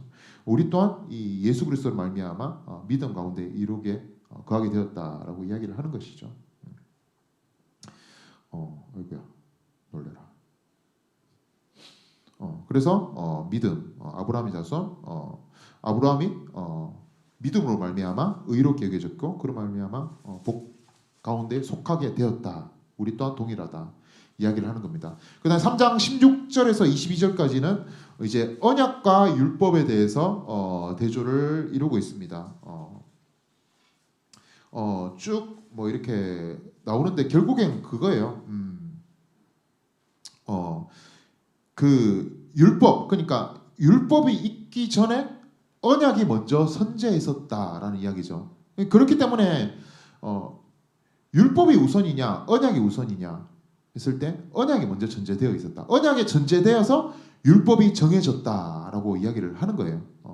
그래서 결국에 율법 또한 언약에 묶여 있는 거예요. 그게 뭐냐면은 언약이 궁극적으로 예수 그리스도잖아요. 예수 그리스도인데 율법 또한 사람을 괴롭히고 억압하고 째는 게 율법의 용도가 아니라 이 율법이 언약이랑 연관되었기 때문에 율법이 지시하는 것이 궁극적으로 예수 그리스도다라고 이제 계속적으로 이야기를 하는 것입니다. 그렇기 때문에 율법을 통해서 예수 그리스도를 봐야지 율법의 그 문자적인 텍스트에 하나하나 얽매여서 종노릇하여서 그것 때문에 우리가 주님을 바라보지 못한다라면은 그것은 올바르지 않다라고 계속 이야기를 하고 있는 것이죠. 그래서 언약이 먼저 전제되었다. 그러면 우리 가운데 이런 질문이 있을 수 있죠. 아니 그러면은 그 당시에 있던 율법의 기능은 무엇인가? 그러면 우리는 지금 하나님의 백성으로 우리가 믿음으로 살면서 우리는 율법을 안 지켜도 되나요? 이런 질문들이 있을 수가 있게 되는 거예요. 그래서 이제 말씀에서 쭉 나오는데 결국 뭐냐면은 이거죠. 여러분 율법에서 보면은 이제 뭐 613가지가 있었는데 그 중에 뭐 365가지는 뭐 하지 마라 하면서 하나님께서 말씀하셨고 나머지에 대해서는 하나님께서 너 이거 지켜 이렇게 말씀하셨거든요. 결국 뭐냐면은 우리가 우리 안에 있는 죄 때문에 하나님께서 하지 마라 하셨지만은 우리 본성상 할 수밖에 없는 것. 그러면 하나님께서 하라고 하셨는데 우리 가운데 있는 죄의 연약함 때문에 우리가 하고 싶어도 못하는 것. 이것이 율법의 조항들이라는 거죠. 그러니까 이 율법을 보면서 이런 거죠. 하나님께서 이걸 하지 마라 하셨는데 내가 또 했네. 내가 또 죄 지었네. 내가 또 이걸 못 지켰네. 이러면서 스스로 이제 마음 가운데 이제 내 안에 있는 나는 하나님의 말씀이 비춰졌을 때 내 이 말씀을 지킬 수 있는 그런 내 마음 가운데 의로움이 하나도 없어. 나는 죄인이야. 나의 죄를 깨닫게 하는 것이 이 율법의 역할이라는 거죠. 그래서 이 죄의 그 비참함 속에 이제 내가 절망 가운데 빠져 있을 때 그러면은 나는 지킬 수 없지만은 하나님께서 율법을 주셨지. 이 율법을 통해서 하나님께서 지시하시는 그 의의 기준을 우리 가운데 나중에 주어 주시지 않을까 라면서 소망할 수가 있게 되는 거죠. 그러면서 그 소망하는 바가 구약시대 때 무엇인지는 모르겠지만은 하나님께서 어떠한 메시아를 보냄으로 말미암아 율법을 지키지 못하는 우리를 꺼내서 의롭게 하시겠구나. 이것을 바라볼 수가 있어야 되는 것입니다. 그렇기 때문에 구약시대에 율법이 주어졌다라는 것이에요. 그래서 보면 이제 뭐 이런 거예요. 율법은 모든 것을 이제 죄 아래 가둔다. 라고 이야기하죠. 그 다음에 19절에 보면 약속하신 자손이 오시기까지 이렇게 이야기를 하고 25절에도 보면은 이야기야. 그러니까 율법이 그러니까 결국에는 이제 25절에 보면은 종합해서 이렇게 이야기해요. 율법이 24절부터 나와 있네요. 그리스도께로 인도하는 초등교사가 된다라고 이야기를 하죠. 그러니까 뭐냐면 이제 또 이제 그러면서 하나님께서 이제 가이드라인을 쭉 주시는 거죠. 야, 하나님의 백성은 너희가 과연 내 백성이라면은 이제 요 율법이라는 틀과 테두리가 있으면은 요거 안에 너희가 살아야 돼. 요 길로 살아야 돼. 이렇게 쭉 가이드라인을 치면서 가는 거예요. 그래서 우리가 이렇게 벗어나는데 계속 벗어나죠. 벗어나는데 궁극적으로 이 율법의 가이드라인은 예수 그리스도께로 계속 우리를 인도하고 있다는 거죠. 그래서 우리가 율법을 지키지 못하면서도 이것 가운데서 우리가 죄를 깨닫고 회개하고 다시 죄를 깨닫고 회개하고 이렇게 쭉쭉쭉 살다 보면은 메시아가 나를 구원하시고 예수님께서 나를 구원하시구나. 이렇게 율법이 우리를 예수 그리스도께로 인도한다라고 이제 이야기를 하는 것이죠. 이게 하나님의 말씀, 율법의 기능이라는 것이에요. 그러면은 지금 이런 질문이 있겠죠. 지금 우리는 율법을 지켜야 될까요? 말아야 될까요? 질문. 율법을 지켜야 될까 말아야 될까? 이런 거 있는 것 같아요. 전제가 다른 것 같아요. 이게 약간 말장난인 것 같기도 한데, 우리가 율법을 지킴으로 우리가 하나님의 백성은 되는 것은 아니다. 그런데 하나님의 백성으로서 마땅히 따라야 될 그런 도리와 의무가 무엇이냐면 우리가 하나님의 말씀에 기꺼이 순종하는 거다. 그런 점에서 우리는 율법을 지켜야 된다. 근데 그죠? 그 율법도 보면은 이제 사실 이런 것도 있잖아요. 뭐 돼지고기 먹지 마라, 뭐 하지 마라, 뭐 이런 것도 되게 많잖아요. 지금 시대에 안 맞는 거. 근데 이제 그거에 대해서 우리가 어떻게 바라봐야 될 것이냐라고 했을 때, 그 당시에 하나님께서 그 당시에 살아가고 있던 사람들의 그 문화와 환경과 배경의 눈높이에 맞게끔 하나님께서 율법을 주셨어요. 그러면 이제 율법의 원리 원칙은 똑같단 말이에요. 근데 이제 그 텍스트로 우리가 율법을 해석하는 것이 아니라 하나님께서 율법을 통해서 주어진 그 정신들이 있어요. 뭐냐면 이제 전에도 이야기했지만은 돼지고기를 왜 먹지 말라고 했느냐? 그거는 이제 그 당시에 이제 문란한 그런 가나안 백성들이 흔히 행하던 것이 돼지고기를 먹는 것이었어요. 그러니까 돼지고기를 먹으면은 야, 쟤들 우상 숭배하는 자들 이렇게 여겨지는 거죠. 그러니까 그 정신을 우리한테 가져와서 우리 또한 돼지고기를 먹지 마라 이건 것이 아니라 하나님의 백성으로서 우리가 율법을 지키는 삶은 이 세대에 따르는 여러 가지의 그 문란한 풍조를 따르지 아니하고 우리가 하나님의 그 거룩한 백성으로 우리의 신앙을 지키며 사는 것이 하나님의 말씀, 율법을 지키는 삶이다. 우리가 이렇게 볼 수가 있게 되는 것이죠. 그래서 그 시대적 정신을 반영한 그 율법의 본의를 우리가 기쁜 마음으로 하나님의 백성으로 살아갈 때 그 마땅한 도리로 지키며 나가는 것이 바로 이제 율법이라고 하는 것이에요. 그래서 여러분 그런 경험들 있지 않나요? 우리가 참 막 이제 보면 이제 나는 이제 하루에 몇 번씩 그런 것 같은데 내가 너무 이제 막 열받아 있고 이러면 이제 막 심지어 보면 막 이런 것도 있잖아요. 막 속에서 막 열도 나고 막 화도 막 나고 막 이제 막 무단횡단하고 이러잖아요. 근데 내가 막 너무 막 은혜가 많이 있어. 막 은혜가 충만해. 그러면 이제 너무 하나님을 비롯된 그 기쁨이 너무 많기 때문에 내가 막 너무 왼수 같은 놈들이 있다 하더라도 내가 왠지 사랑할 수도 있고 이렇게 그런 하나님 말씀대로 살고자 하는 막 의지가 넘쳐난단 말이에요.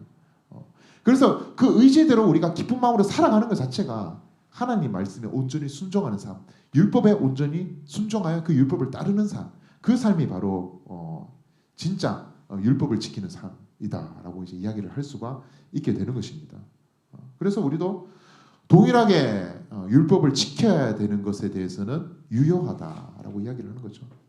예수님께서 말씀하셨죠. 율법에 대해서 하나님을 사랑하고 이웃을 사랑하라.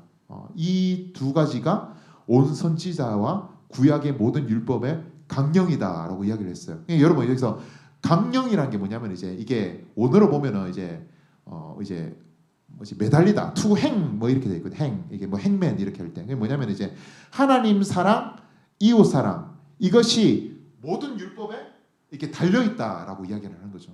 그래서 이제 우리가 마땅히 은혜 가운데 있을 때 하나님을 사랑했을 때에 그 뒤따르는 율법이 마땅히 따라오게 되는 것이고 우리가 하나님을 사랑함으로 그분을 기뻐하고 즐거움으로 말미암아 우리의 이웃을 사랑할 때에 그 가운데 따라오는 율법들을 다 온전히 지켜 행하는 그러한 것을 예수님께서 말씀하고 계시는 것이죠.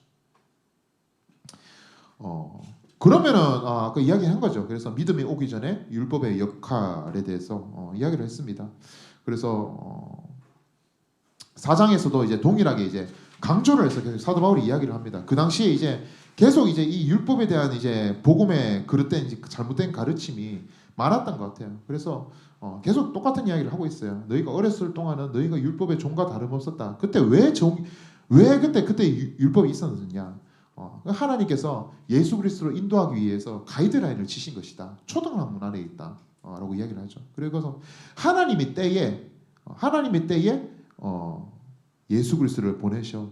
너희가 율법 아래서 꺼낸 바를 받았다. 속량을 받았다. 그래서 너희가 하나님의 자녀, 하나님의 아들의 명분을 얻게 되었다라고 이야기를 하고 있습니다. 그래서 너희들 그러면 앞으로 어떻게 살아야 되느냐? 7절에 나오죠. 너희가 이제는 율법의 메인 바로 살아가는 것이 아니라 하나님의 아들, 자녀답게 하나님의 그 유업을 받은 자밖에 그렇게 살아야 된다라고 이야기를 하고 있는 것이에요. 다시 뭐라고 하죠? 또 열받아서 사도 바울이 너희가 이것을 알았음에도 불구하고 어찌하여 다시 약하고 천박한 초등학문으로 돌아가서 그들에게 종노릇 하려 하느냐? 너희가 왜 다시 율법을 지키려고 하냐? 너희가 날과 달과 해, 절기와 해를 상가시키니, 그러니까 뭐 안식일 지키고 뭐 지키고 여러 가지 절기를 지키는 거죠.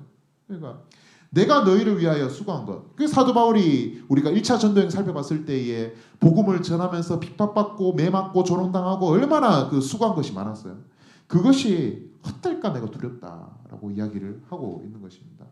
이것이 지금 갈라디아 교인들의 현 상태의 모습이다라고 사도 바울이 지금 이야기를 하고 강조를 하고 있는 것이죠. 그러면서 사도 바울이 내가 쭉 이렇게 나와요. 내가 이제 다시금 내가 다시 한번 내가 너희들에게 가르치겠다. 내가 수고하고 해산하는 고통으로 다시금 너희에게 가르치겠다. 너희 잘 들으라 하면서 두 가지 비유에 대해서 이야기를 하고 있습니다. 그것이 이제 두 여인의 비유인데요. 말씀을 한번 볼까요? 참 여러분, 제가 예전에 제가 아까 하나님의 교회 이야기를 했잖아요. 내가 대학교 다닐 때 참 내가 좀 부끄러웠던 게 뭐냐면은 하나님의 교회에 어떤 성도가 이제 나한테 와서 전도를 했단 말이에요. 그래서 얘들이 교리가 이제 어머니 하나님 어머니가 있다고 이야기를 하거든요. 그래서 혹시 교회 다니세요? 하면서 교회 다녀요. 그럼 혹시 어머니 하나님이 존재한다는 사실을 알고 있어요? 이야기를 한 거예요. 그래서 나는 좀 원래 커트를 잘 한번 왜냐하면 이제 뭔지 궁금하니까 들어보려고 뭔데요? 궁금한데 하니까 따라오래. 그래서 가서 이제 카페에서 커피를 한 잔 사주는 거야. 그래서 커피 한 잔 먹으면서 이야기를 하는 거예요. 그러면서 이제 얘들을 어머니 하나님이 있대요. 내가 되게 부끄러운 게 뭐가 부끄럽냐면 내가 반박을 못 하는 거예요. 뭐냐면 얘들이 주장하는 게 창세기 보면 하나님께서 남자와 여자를 창조하시는데 우리의 형상을 따라 창조하신다고 이야기해요. 그러니까 하나님께서 남자와 여자를 창조하시는데 우리의 형상을 따라 창조하신대요. 그러면 형제님 물어보세요. 아버지 하나님이 있는 것처럼 동시에 어머니 하나님이 있는 것이 아니에요. 이 이야기를 하더라고요. 들어보니까 내가 너무 내 얕은 지식으로 반박을 못 하겠는 거예요. 그런 것 같네요. 그러면서 또 이게 근데 하나님의 영이신데 어떻게 남자와 여자가 있어요? 이야기를 했어요. 아니다, 있다. 보니까 이 말씀을 피는 거예요. 뭐냐면은 갈라디아서 어딨냐? 4장에 4장 26절 오직 위에 있는 예루살렘은 자유자니 곧 우리 어머니라. 이 봐라, 이 어머니가 있지 않냐? 이 창세기에 이야기하는 그 아버지 남자와 여자를 창조하신 그 하나님이 그 아버지 하나님과 어머니 하나님 둘 다 있는 게 맞다. 여기서 나와 있지 않냐? 사도 바울이 이야기하고 있지 않냐? 이렇게 이야기를 하더라고요. 근데 여기서 되게 모르니까 말을 못 하겠더라고. 그래서 그냥 아니다, 무조건 무대뽀 아니다 꺼져라, 우리 그냥 이렇게 하고 이제 이렇게 했던 기억이 있어요. 참 이게 참 부끄럽더라고. 그러니까 그래서 보면 이제 여기서 이제 하나님의 교회에서 이제 어머니라, 이거 여러분 나중에 마주치면 이제 분명히 이 구절을 통해서 이야기를 해요. 어머니가 있는데 왜 어머니 하나님이 없다 이야기하거든요. 이거에 대해 한번 살펴볼게요. 과연 어머니 하나님이 있는지 없는지 살펴보도록 하겠습니다. 사도 바울이 지금 다시 너희를 위해서 해산하는 수고를 한다라고 이야기를 하죠. 그러면서 두 가지의 비유를 들어요. 보세요. 아브라함에게 두 아들이 있어요. 여러분 알죠? 아브라함에게 두 아들이 있는데 두 아들이 한 명이 먼저 난 아들이 이제 이스마엘. 그 다음에 아브라함이 기다리다 하나님께서 100세 때 낳은 아들이 이삭이죠. 이삭. 이 두 아들에 대해서 계속 비유를 하는 거예요. 그래서 한 아들, 그러니까 이스마엘은 여종에게서 낳고 하나는 자유 있는 여자에서 낳았다. 자유 있는 여자가 사라죠. 사라를 이야기를 하는 거예요. 그래서 계속 이 비유를 계속 이어나갑니다. 여종에게서는 육체를 따라왔다. 왜 육체를 따라왔느냐? 아브라함이 하나님의 약속을 기다리다가 못해서 사라가 이야기하죠. 야, 나는 태가 끊어져서 이제 자식을 못 낳는데 너에게 요정이 있지 않냐? 그 하갈이 있지 않냐? 이를 통해서 낳으면 된다라고 이야기하는 거죠. 그것이 이스마엘인 거죠. 그래서 여종에게는 육체를 따라 나서 낳고 자여 있는 여자에게는 하나님께서 약속을 따라 주셨죠. 너희가 내년 이맘때쯤에 너에게 자식이 있게 되게 되리라. 약속을 따라 낳느니라. 그러면서 이 비유를 계속 끌고 가요. 그래서 그러니까 이것은 비유니 이 중요해요. 이거. 그러니까 어머니가 이게 비유라는 거죠. 비유. 그러니까 어머니 하나님 있는 게 아니에요. 이것은 비유니 이 두 여자들이 지칭하는 게 궁극적으로 누구가 우리 어머니라가 그것이 아니라 언약이다. 이 여자가 어머니가 아니고 언약이다. 그래서 하나는 신의 산으로부터 났고 그 다음에 이 신의 산은 뭐냐? 종을 낳은 하갈이다 이야기해요. 그래서 이 하갈에 구체적으로 설명하는 거예요. 하갈은 아라비아에 있는 신의 산은 지금 있는 예루살렘과 같은 곳이다. 그 뭐냐면은 우리가 육안으로 보이는 그 신의 산, 이스라엘 신의 산에 세워진 예루살렘 성전이라 이야기하는 거죠. 결국에는 이것은 땅의 것이고 눈으로 보이는 사람을 손으로 만드는 육체의 것이라고 이야기를 하는 거죠. 이것이 궁극적인 실체가 아니라는 것이죠. 그러면서 그가 그 자녀와 더불어 종노릇하고 뭡니까? 그 율법에 매여서 우리가 하나님의 이 땅에 있는 예루살렘 성전을 섬기는 것은 궁극적인 실체가 아니다라고 이야기하는 거죠. 여기서 종노릇 하면 안 된다. 우리는 하갈의 자녀가 되어서는 아니다, 안 된다. 이스마엘의 자손이 아니다라고 이야기를 하는 거죠. 오직 위에 있는 예루살렘은 자유자니 곧 우리 어머니라. 그러니까 이 땅에 신의 산이 있다라면은 그 신의 산의 그 실체는 하늘에 있는 시온산, 예루살렘 성전. 결국에는 이삭으로부터 주어진 예수 그리스도를 지칭하는 거예요. 그러니까 그 어머니라고 이야기하는 것은 결국에는 이삭의 어머니 이삭의 어머니 하가로부터 이어져 내려온 예수 그리스도만이 우리 가운데에 참된 자유를 주시는 분이다라고 이야기를 하는 것이죠. 그러니까 하갈이 우리의 어머니다. 이 비유라고 이야기했죠. 그러니까 하나님으로부터 말미암는 언약이다. 하갈이 그 언약이 지시하는 것이 이삭이고 이삭이 지시하는 것이 예수 그리스도다. 우리가 이곳에 속해 있다라고 이야기를 하는 거예요. 사라 미안. 사라. 그래서 우리가 궁극적으로 실체 되시는 예수 그리스도를 바라봐야 된다. 우리가 아브라함의 그런 언약의 자손 가운데 아브라함에게 육체의 자손이 있고 언약의 자손이 있잖아요. 언약의 자손 가운데에 속해져 있다라고 이야기를 하는 것이죠. 그래서 이 어머니는 하나님 어머니가 아니다. 이건 잘못됐다. 라는 이야기예요. 예수 그리스도. 그러니까 그거죠. 이제 그 두 가지 비유가 두 여자가 이제 비유기 때문에 아브라함에게 이제 두 가지의 육체를 따라 난 약속을 따라 난 자손들이 있잖아요. 이스마엘과 이삭. 근데 육체를 따라 난 자손들의 어머니는 저 누구야? 하갈이었고 약속을 따라 언약을 따라 난 자손들은 이제 사라에서 이어 나오잖아요. 그러면은 우리는 우리의 계보, 우리의 족보는 결국에는 언약을 따라 났기 때문에 그 어머니는 사라인데 이것이 비유기 때문에 궁극적으로 이것은 예수 그리스도라고 우리가 볼 수가 있게 되는 것이죠. 그래서 이걸 이제 문자적으로 보면 안 되고 계속 비유적으로 봐야 돼. 이거는 알레고리적 이제 사도 바울이 이제 이야기를 해석을 한 건데 이제 비유를 통해서 우리가 봐야 된다라는 거 우리가 볼 수가 있게 되는 것입니다. 그래서 우리의 어머니는 누구이냐? 우리의 어머니는 결국 언약이다. 언약은 예수 그리스도다. 볼 수가 있게 되는 것입니다. 그래서 이렇게 쭉 가르치고 나서 사도 바울이 이야기하는 거죠. 5장 1절에서 그리스도께서 우리를 자유롭게 하려고 이처럼 우리에게 자유를 주셨다. 그러니까 너희는 굳건하게 서서 다시는 종의 멍에를 매지 말라. 육체로 비롯된 그 언약, 그 율법, 그 육체를 따라 너희가 살지 마라. 너희 가운데 주어진 그 참 자유를 누리며 살아가라라고 이야기를 하고 있는 것이에요.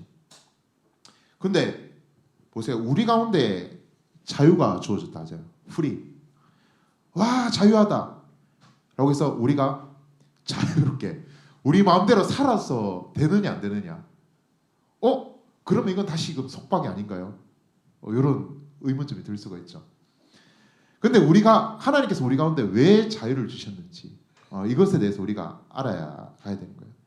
우리는 무엇으로부터 똑같은 얘기예요. 자유함을 얻었는데 무엇을 위하여도 이제 자유함을 얻은 자예요. 그게 뭐냐면은 우리가 이제 자유가 이제 극단화되면 이제 방종으로 이어지죠. 방종하는 삶. 그러니까 우리가 자유에 가면서 내 마음대로 살아야지 이러한 삶을 살라라고 하나님께서 우리 가운데 자유를 주지 않으셨다라는 이야기예요. 그것에 대해서 이제 5장부터 해서 좀 이야기를 하고 있습니다. 그것이 뭐냐면은 왜 우리에게 자유를 주셨느냐? 우리가 서로 사랑하며 살아가기 위해서. 우리가 서로를 돌보며 서로를 사랑하기 위해서. 결국에는 이제 5장부터는 이제 사도 바울이 쭉 이제 가르침을 제시해 놓고 너희들이 이제 5장 6장에서는 실천적인 삶을 살아라라고 이야기하는데 그것이 첫 번째로는 이제 사랑하는 것, 두 번째로는 성령을 따라 행하는 삶. 이 두 가지에 대해서 이야기를 하고 있습니다. 그래서 우리 가운데 주어진 자유, 하나님께서 우리 가운데 허락하신 자유를 우리는 방종하는 삶을 살아가신 것이 아닌 우리 가운데 주께서 사랑으로 믿음을 허락하셨으니 동일하게 우리도 또한 우리 가운데 주어진 그 자유로 그 사랑으로 서로를 사랑하는 삶을 살아라라고 사도 바울이 15절까지 이제 가르치고 있는 것이 이야기를 하고 있는 것이에요. 그러면서 우리가 종으로부터 자유함을 받았는데 그 자유는 우리가 서로 사랑으로 종노릇하기 위한 그러한 자유다라고 이야기를 하고 있는 것이죠.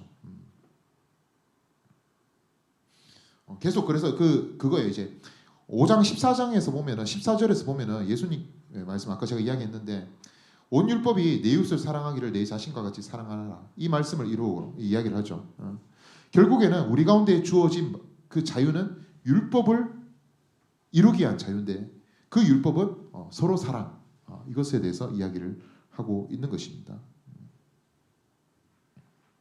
우리가 과연 서로 사랑하고 있는가? 그 자유를 우리가 쓰고 있는가? 고민해보고 점검해봐야 된다는 것이죠.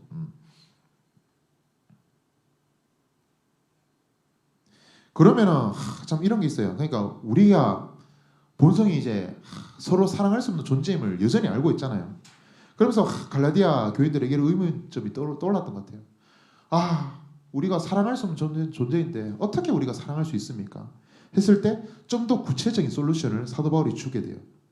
너희 힘으로 서로 사랑할 수 없으니 너희가 성령으로 행하라 라고 이야기를 하는 거예요. 성령으로 행하라. 여러분 우리가 예수님을 믿고 구원을 받고 하나님의 백성으로 살아갈 때 내가 정말 그 하나님께서 주시는 그 자유를 가지고 서로를 사랑하며 그 성령을 따라 살아가느냐 안 살아가냐 그것을 점검해 볼 수 있는 그 지표가 뭐냐면은 요 리스트들이에요. 우리 가운데 이런 육체의 소욕에 일어나는 이 결과들이 우리 가운데에서 드러난다. 이 열매들이 드러난다. 그러면은 우리는 성령을 따라 행하며 살아가지 않는 삶을 살아가고 있는 것이에요. 근데 우리 성령의 열매 알죠? 사랑과 희애, 화평, 오래 참음, 자비, 양성, 충성, 온유, 절제 이러한 것들이 우리의 삶에서 열매로 드러난다. 그러면은 나는 지금 성령으로 따라 행하며 살아가고 있구나. 성령의 은혜로 우리가 살아가고 있구나. 이렇게 확인할 수 있는 그런 척도가 될 수가 있게 되는 것이에요. 그래서 그 결론에 대해서 육체로 따라 살면은 결국 육체로 썩어질 것을 거둔다. 성령으로 따라 살면 영생을 거둔다라고 이야기를 하고 있어요.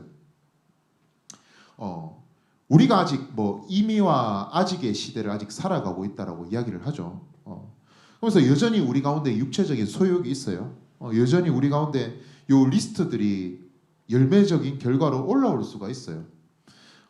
이것을 거스를 수 있는 온전한 방법은 뭐냐? 우리가 도 닦고 명상하고, 왜냐면 교회에서 요즘 이런 거 많이 하더라고. 뭐 보면 이제 뭐 명상하고 뭐 마음 치유 이런 걸 하는 교회들도 있어요. 근데 물론 이제 약간의 뭐 힐링은 도움이 되겠지만 그것이 궁극적인 솔루션이 아니라는 거죠. 성령의 은혜를 구해요.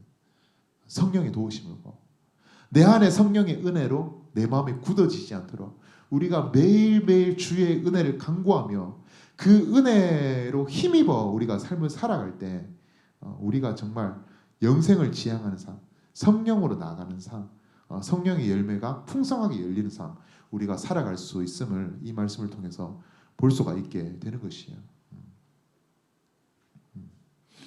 성령을 따라 행하라.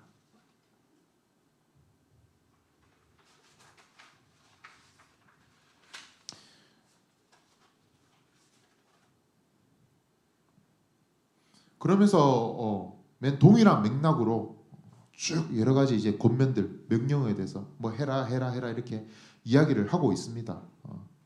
동일하게 이제 성령의 열매들로 비롯된 서로 사랑의 실천을 이야기를 하고 있는 거죠. 온유한 심정으로 바로잡아라. 그러니까 그냥 나의 의로 너희가 하면 안 돼 이게 아니라는 거죠. 내가 가르쳐도 안 바뀌잖아요. 그때마다 온유한 심정으로 다시 한번 권면하고, 그래도 안 될 때 온유한 심정으로, 쉽지 않죠. 그럼에도 불구하고 이런 삶을 살아야 된다.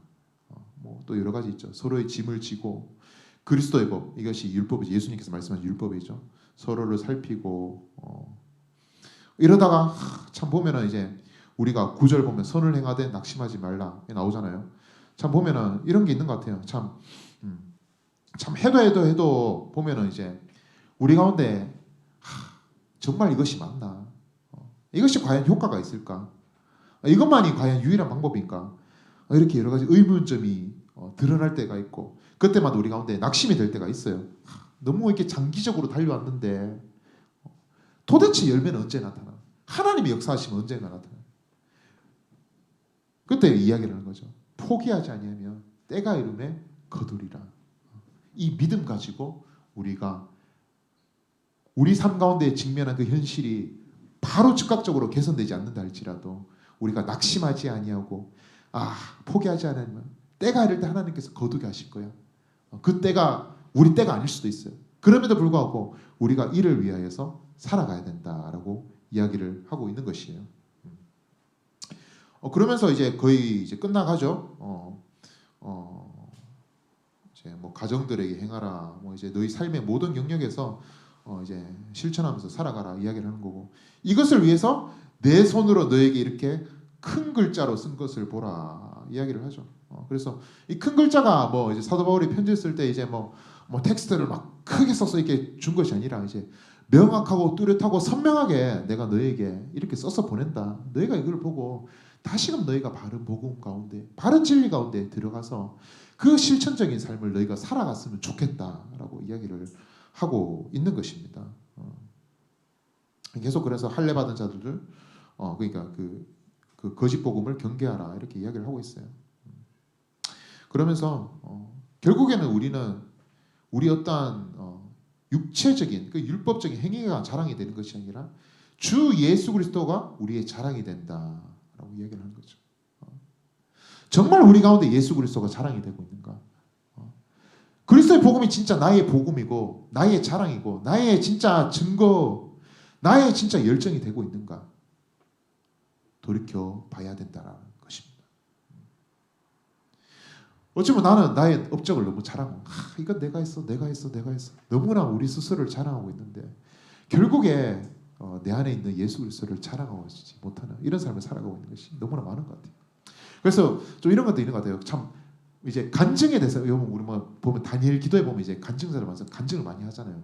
근데 이제 간증에 대해서 이제 뭐 좋고 나쁘고 이렇게 막 평가하는 사람들이 많아요. 근데 저는 그 간증에 대해서 결국 그 간증을 통해서 자기 삶 가운데 역사하신 그 예수 그리스도를 자랑하는 그 간증이 나타난다면은 그 간증이 되게 너무나 선하고 유익하고 아름답다고 저는 생각해요. 왜냐하면 자기 삶 가운데 역사하신 그 예수님을 이 사람이 그 많은 사람 앞에서 용기를 가지고 와서 자랑하는 거잖아요. 반대로 보면 비판한 사람, 니는 그런 자랑이 있냐? 이런 이야기를 할 수 있냐? 우리 가운데 이런 자랑이 있을 수 있도록, 이런 삶의 간증이 있을 수 있도록 우리가 주의 은혜를 더욱더 붙들며 살아가야 되는 것이죠. 그러면서 마지막에 이제 마지막 페이지에 이제 끝 인사가 나옵니다. 이러면서 무릇 이 규례를 행하는 자에게는 평강과 긍휼이 있을지어다. 그러니까 다른 복음으로 인해서 끊임없이 사람들이 너희를 억압하고 핍박하고 조롱할 것인데, 그럼에도 불구하고 그리스도 예수를 붙드는 그 믿음으로 살아가는 너희에게, 야, 사람들이 너희를 비난하고 조롱해도 하나님께서 너희에게 평강을 허락하여 주시고 너희에게 긍휼함을 허락하여 주실 거야. 너희 그러니까 믿음 붙들고 나아가, 이야기를 하고 있는 거죠. 그러면 마지막으로 다시 한 번 더 열방, 이후로는 누구든지 나를 괴롭게 하지 마라, 이야기를 하는 거죠. 내가 내 몸에 예수의 흔적을 지니고 있노라, 이야기를 합니다. 예수의 흔적. 예수의 흔적. 사도 바울이 전도여행을 다니면서 보면은 죽기 직전까지 돌 맞고 매질당했던 시절도 있었어요. 그러면 이제 사도 바울이 보면, 우리 조폭들 보면 이제 배에 칼 자국 있잖아요. 그런 것처럼 이제 수많은 상처의 자국들이 있었을 거란 말이에요. 그러니까 그게 약간 표면적으로 드러나는 예수의 흔적일 수도 있겠죠. 그러니까 내가 그리스도를 따라가기 위해서 내 육체에 이러한 많은 흔적을 지니고도 나는 내 가운데 주어진 복음을 내가 붙들고 포기하지 않았다. 내가 이 흔적을 가지고 내가 너에게 전한다. 너희도 동일하게 이 흔적을 가지고 살았으면 좋겠다. 이것이 뭐 상처 당하고 매질 당하고 이런 것이 아니라는 거죠. 너희 마음 가운데 주님께서 세워주신 그 복음에 너희 마음 가운데 각인되고 흔적이 남아 있다라면 이 흔적을 다른 것으로 메꾸지 않고 이 흔적을 가지고 살아가면 좋겠다라고 이야기를 하는 것이에요. 우리 삶 가운데 예수의 흔적이 있느냐? 예수의 흔적이 선명하게 드러나고 있느냐? 우리가 그런 삶을 살아가고 있느냐? 사도 바울이 동일하게 우리 가운데 질문하고 던지고 있는 메시지입니다. 그러면서 이제 끝내고 있는 거예요. 형제들아, 우리 주 예수 그리스도의 은혜가 너희의 심령에 있을지어다. 아멘. 얘기하죠. 너희가 그 은혜를 누리며 살아갔으면 좋겠다, 이야기를 하는 것입니다. 그래서 갈라디아서는 이렇게 끝나게 됩니다. 그래서 전반적인 맥락은 다른 복음.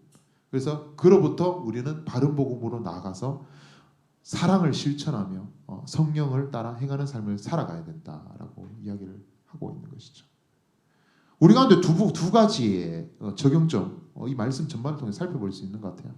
첫 번째로는 우리는 신앙생활을 할 때에 예수 그리스도를 믿음하고 의롭게 되는 그 복음 외에 다른 복음이 우리 가운데 있지 않은가? 그 플러스 알파가 우리 가운데 있지 않은가? 만약에 그것이 있다라면은 우리가 그것을 다시 한 번 더 클리어하게 깨끗해 하는, 다시 한 번 더 믿음으로 돌아가는, 복음으로 돌아가는 그런 작업이 우리 가운데 있어야 됩니다. 두 번째로는 우리가 정말 성령을 따라 사랑으로 실천하며 그런 삶을 살아가고 있는가? 그런 실천적인 것. 성령의 열매가 우리 가운데 열매고 있는가? 그런 삶 우리가 이 말씀을 통해서 좀 되돌아보면서 점검해 보면 우리가 정말 이 말씀 따라서 우리가 좀 살아갔으면 좋겠습니다. 그래도 6장까지 밖에 없으니까 그래도 좀 여유가 있네. 좀 여유가 있네요. 좀 낫네. 그래서 갈라디아서를 이렇게 맥락적인 흐름으로 좀 살펴봤습니다. 그래서 여러분 이제 계속 이제 저는 이제 이거예요. 계속 목적이 계속 똑같은 이야기인데 이 말씀을 봤을 때 이것이 무슨 이야기를 하고 있구나, 이것을 계속 좀 이제 클리어하게 좀 이제 꺼내는 작업을 하고 있고요. 이것에서 여러분 들었다면은 계속 이제 이번 주에 다시 갈라디아서 보면서 다시 한번 읽어보고 이 말씀이 이런 가르침인데 나에게 의미하는 것이 무엇인지, 그럼 내가 어떻게 살아가야 되는지 계속 좀 고민을 했으면 좋겠어요. 우리는 계속 말씀 붙들고 말씀에 대해서 고민하고 살아야 돼요. 그래서 갈라디아서는 끝났습니다. 네, 좀 여유롭네. 그래서 우리는 다음 주에는 우리가 이제 빌립보서 말씀을 가지고 좀 이제 살펴보도록 하겠습니다. 빌립보서 제가 이제 다시 한 번 더 공지를 올리도록 하겠습니다. 네, 그리고 끝났습니다. 그래서 제가 이제 기도하고 마치도록 하겠습니다.